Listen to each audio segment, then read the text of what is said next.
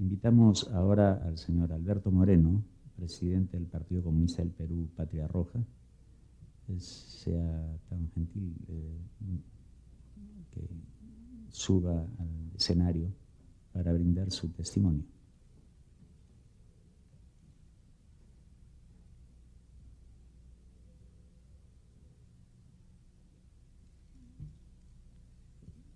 Los señores expositores tienen en esta primera parte hasta 20 minutos para hacer su presentación.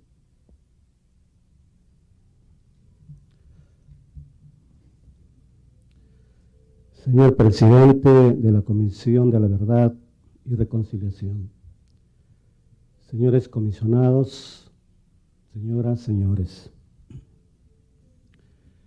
me siento honrado de dirigirme a ustedes para exponer las reflexiones del Partido Comunista del Perú, Patria Roja, en torno de los sucesos penosos vividos durante las pasadas décadas de violencia y acaso aún no superados.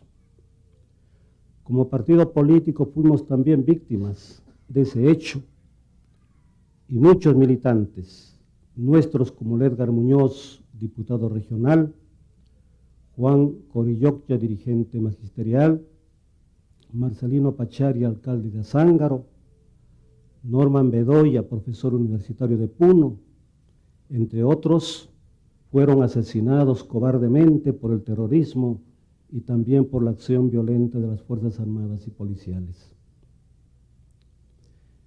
Es pertinente recoger un antiguo proverbio africano: si no sabes a dónde vas, regresa para saber de dónde vienes. Parte sustantiva de la cultura nacional que está en la base de sus muchas frustraciones, desencuentros y fracasos, es la tendencia a mirar el presente como si careciera de raíces que la nutrieron, o perder de vista el futuro sin el cual no hay rumbo seguro ni confianza en las posibilidades disponibles. La violencia, señor presidente, en nuestro caso es estructural y adquiere muchos tonos a lo largo de la historia. El más trágico, pero no el único, fue la guerra interna que alcanzó niveles terriblemente irracionales en las décadas de los 80 y los 90. Pero no cometamos el error de olvidar los aciagos sucesos de los años 30 y otros posteriores. La izquierda, en este caso particular el partido que represento, no estuvo también ausente en esos tiempos de la idea del papel de la violencia como un factor del cambio social. Correspondió a una corriente del pensamiento mundial y latinoamericano de ese momento. Pero de los conceptos, de los criterios y los debates que se produjeron a la acción práctica, hay un abismo de diferencia. El Perú nació escindido a la República, excluyendo a la inmensa mayoría indígena, campesina y negra, y a quienes se les negó su condición de seres humanos y sus derechos fundamentales en beneficio de pocas familias que heredaron los privilegios de la colonia. Exclusión solo posible por el poder concentrado de la economía, del poder militar y la cultura, y por el predominio de una ideología racista y autoritaria en colusión con fuerzas extranjeras. En colusión con fuerzas extranjeras. El sueño de libertad, igualdad, justicia, democracia, independencia, integración, se esfumó y sus secuelas continúan hasta el presente.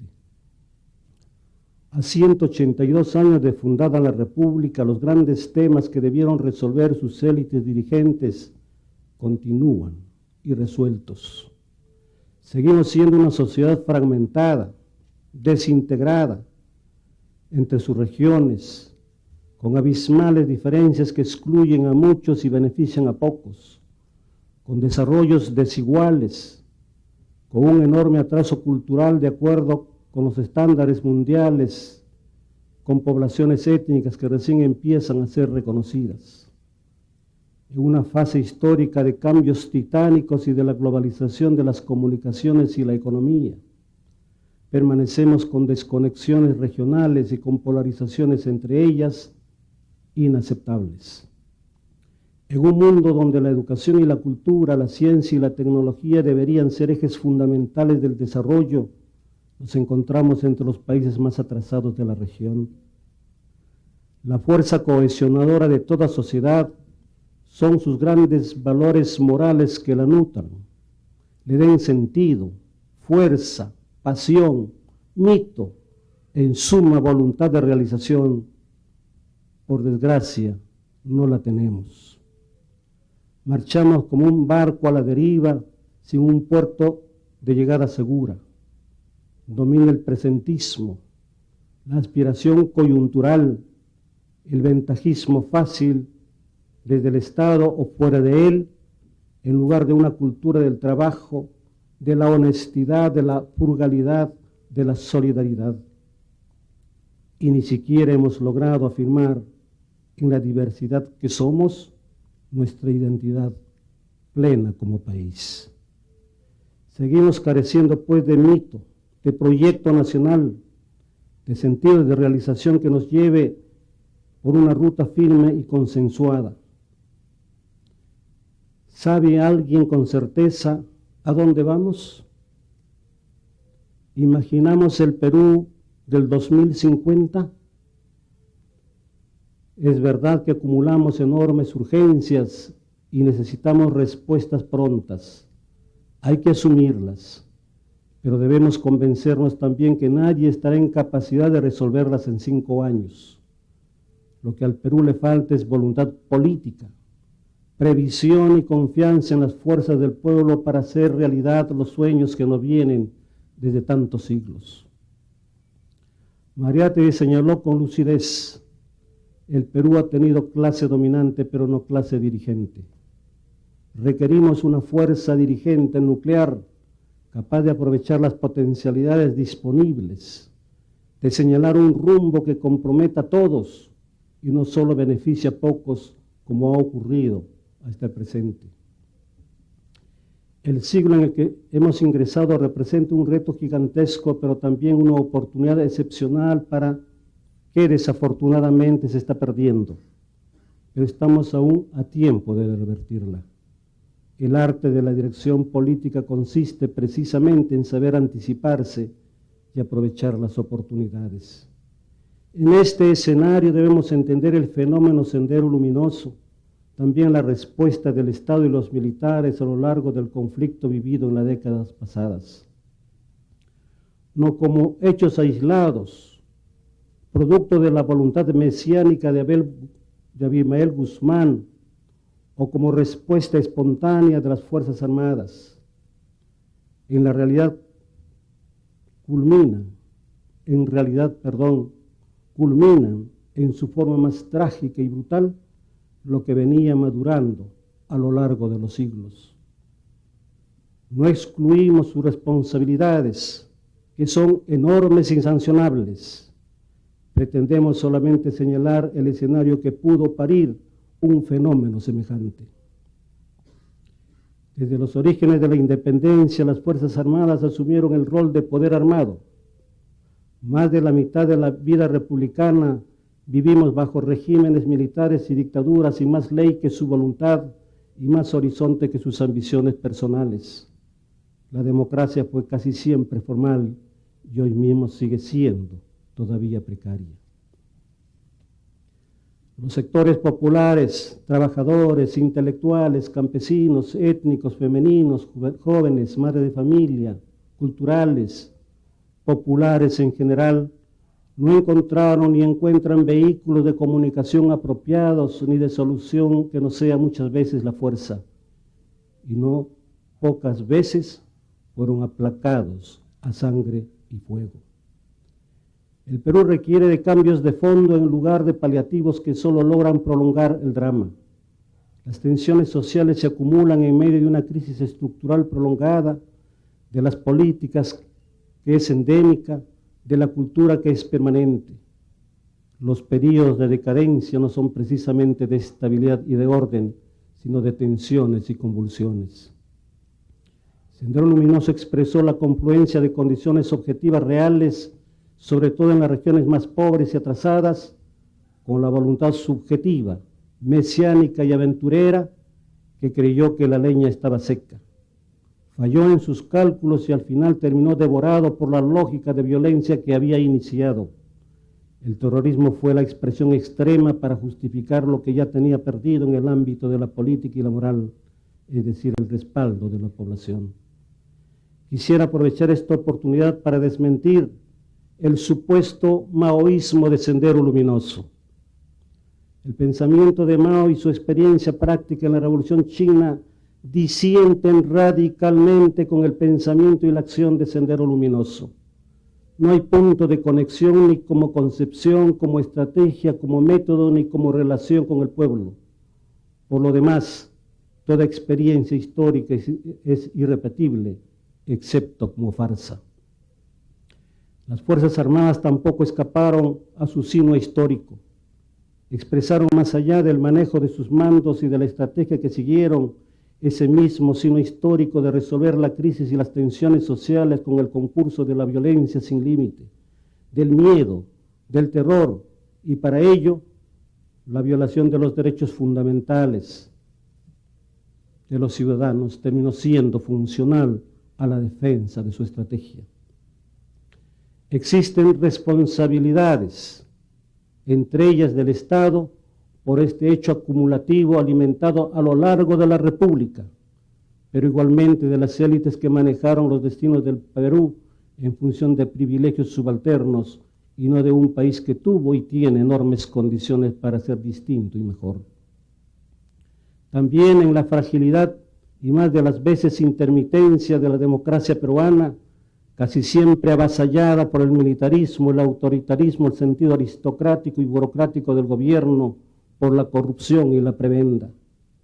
En la ausencia de instituciones fuertes que ordenen la sociedad, en lugar de su precariedad sujeta casi siempre a los dictados del poder real. En la débil práctica democrática y el atraso cultural de la población que impide afirmar ciudadanos libres, conscientes, capaces de hacer respetar los derechos que les conciernen y de hacer valer su dignidad y autoestima. En el abismo social y la polarización política y económica, donde la justicia social está ausente. Una sociedad justa, equilibrada, libre de pobreza y fundada en el trabajo, no dará cabida a la violencia política ni social. En la cultura del miedo, de la aceptación ciega, del temor a la prepotencia del más poderoso, en la corrupción institucionalizada que quiebra dignidades y doblega voluntades. También asume su cuota el centralismo que debió empezarse a resolver desde los orígenes de la independencia para permitir un país con desarrollo armónico y que, sin embargo, se acentuó hasta convertirse en un verdadero cáncer que asfixió la integración nacional, el desarrollo de los pueblos, la creación de un verdadero mercado nacional. Sacando lecciones, este hecho luctuoso, sangrante, ¿podría afirmarse que el Perú ha comenzado a cambiar? Todo parece indicar que el olvido, una vez más, cubre de cenizas el campo. Continuarán las causas acumuladas a lo largo de la historia y se convertirán en los pretextos para el resurgimiento de situaciones parecidas que no deseamos, lo dirá el tiempo. Sabremos aprovechar las oportunidades que se nos presentan para iniciar otro camino que termine con las lacras del pasado y señale nuevos derroteros, con verdadero sentido de nación, de justicia social, estabilidad duradera, integración y desarrollo de cara al siglo XXI. Persistirá la intolerancia de la cual hoy mismo el Partido Comunista del Perú, Patria Roja, es víctima, cirniéndose sobre la amenaza persecutoria y represiva sin ninguna prueba que lo demuestre. Es penoso constatar que el Perú se desangra en debates de menor monta, mientras los grandes problemas, los que deciden su destino, poco importan.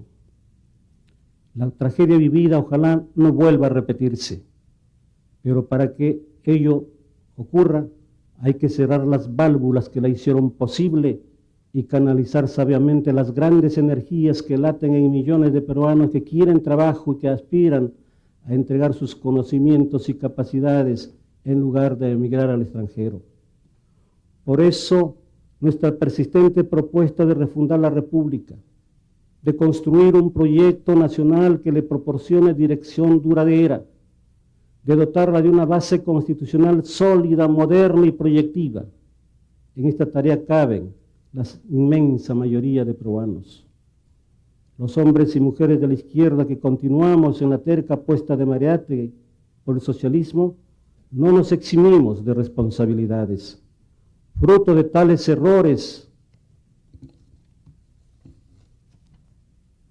fue el derrumbe de la izquierda unida.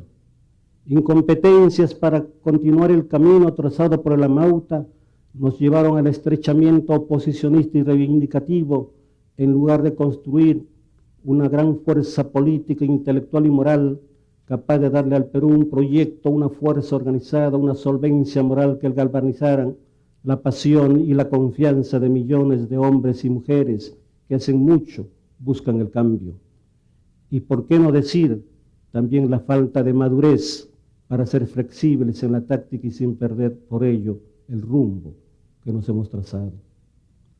Nada de estos errores puede ocultar el hecho cierto de habernos mantenido en la lucha, persistido en la defensa de nuestros ideales, asumido con firmeza la defensa de la democracia en los momentos más difíciles, de la dignidad nacional, de los derechos humanos, de los intereses de los excluidos, de los trabajadores, de los jóvenes, de la mujer, de las poblaciones étnicas, de los marginados de la patria. Constrúyase una sociedad justa, una democracia sólida y participativa, un pueblo libre y soberano, una patria independiente que decida por sí su destino, un país con prosperidad creciente, una humanidad culta, fraterna y solidaria que enraíce en esta tierra y en esta historia, que se abra al mundo desde su identidad sin complejos de inferioridad. Entonces la violencia será un asunto del pasado, un recuerdo doloroso, pero un recuerdo. Gracias. Reiterando que la Comisión de la Verdad y Reconciliación expresará su juicio sobre todos los asuntos de su mandato en el informe final, agradecemos al señor Alberto Moreno su presentación, que ha sido escuchado con atención por ustedes y por el país.